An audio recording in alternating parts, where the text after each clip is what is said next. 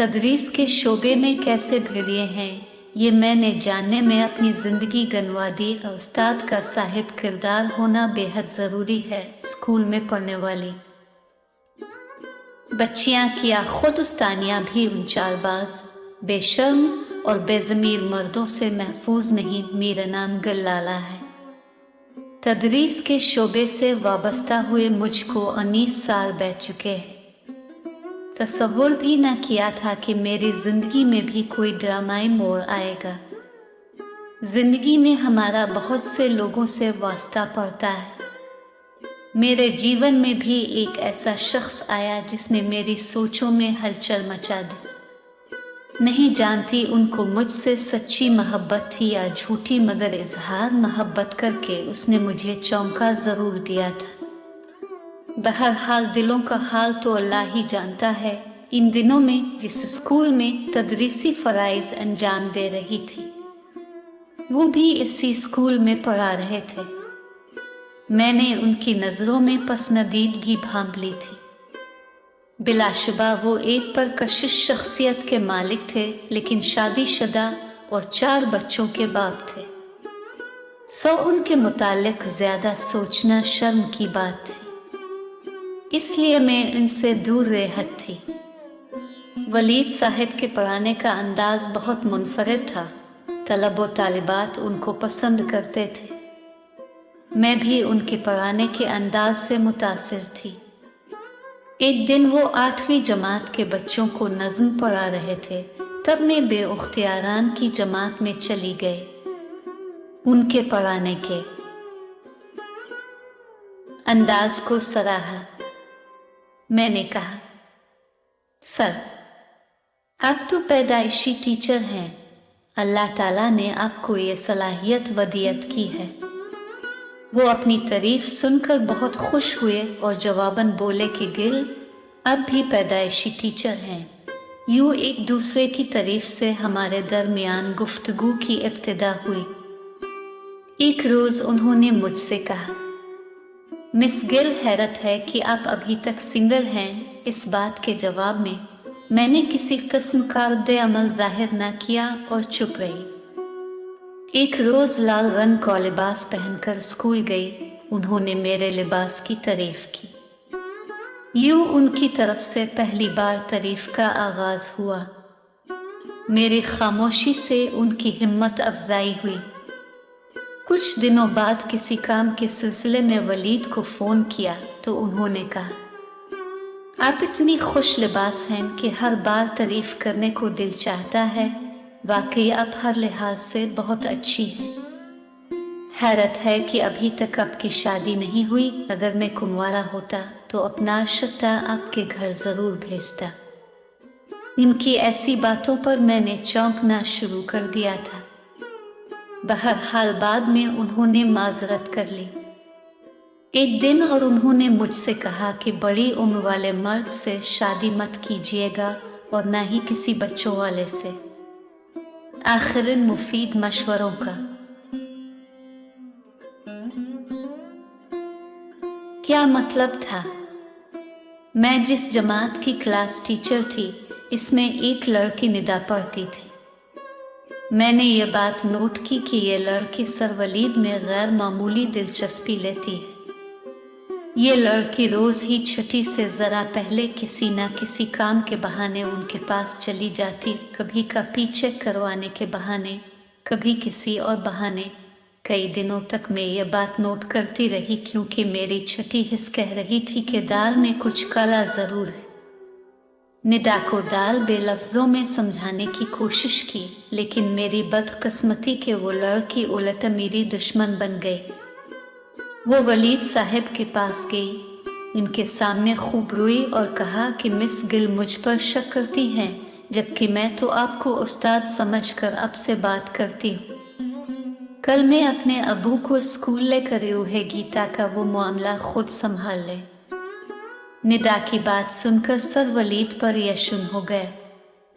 मेरे क्लास लेने के दौरान ही उन्होंने मुझे बाहर बुला लिया और पूछा कि अपने निदा से क्या कहा है जो रोती हुई मेरे पास आई है। आप मुझे बताइए कि आपने ऐसा क्या देखा है जो आपका जहन इस किस्म की बात की तरफ चला गया है।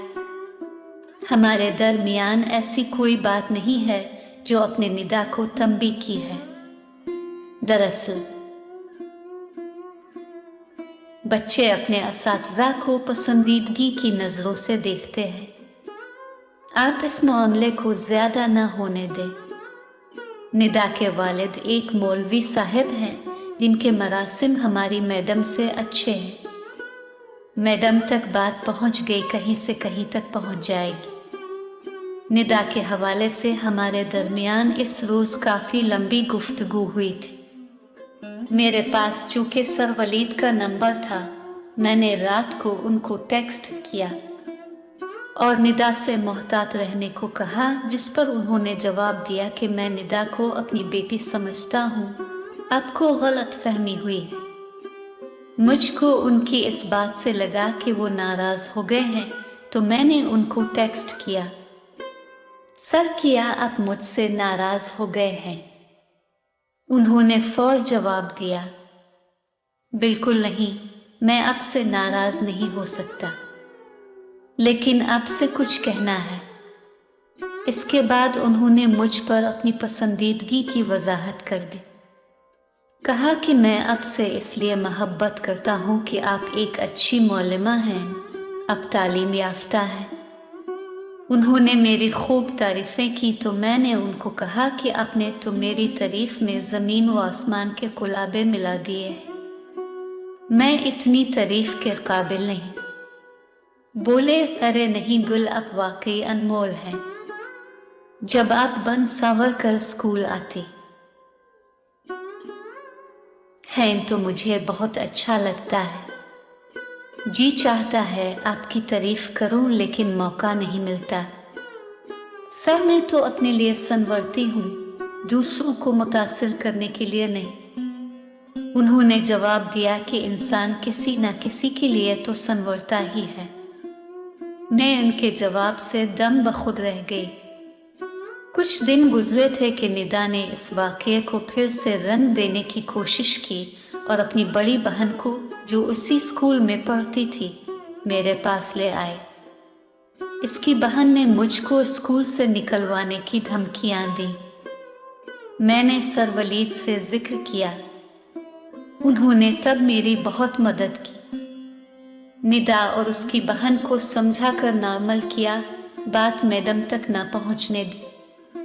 यूं वो मेरे मोहसिन साबित हुए। उन्होंने इस सारे मामले में मुझ पर एक हर्फ भी आने नहीं दिया, जिसके लिए मैं उनकी इंतहाई शुक्रगुजार थी। अगर बात मैडम तक जाती तो गालिबन मुझको कुछ मुश्किल उठानी पड़ती या फिर हज़मत का सामना करना पड़ता, जिसको मैं बर्दाश्त ना कर पाती। इनकी अपने लिए पसंदीदगी तो मुझ पर जाहिर हो चुकी थी। मैंने भी उनसे कहा कि आप मेरे आइडियल हैं। चूंकि वो शादीशुदा थे, लिहाजा दूसरी शादी को उन्होंने धोखा करार दिया। साथ ये भी कह दिया कि हम ऐसे ही राबते में रहेंगे तो एक दूसरे को जानेंगे। तब मैंने उनको याद दिलाया कि हमारा मजहब इस तरह के राबतों की इजाज़त नहीं देता।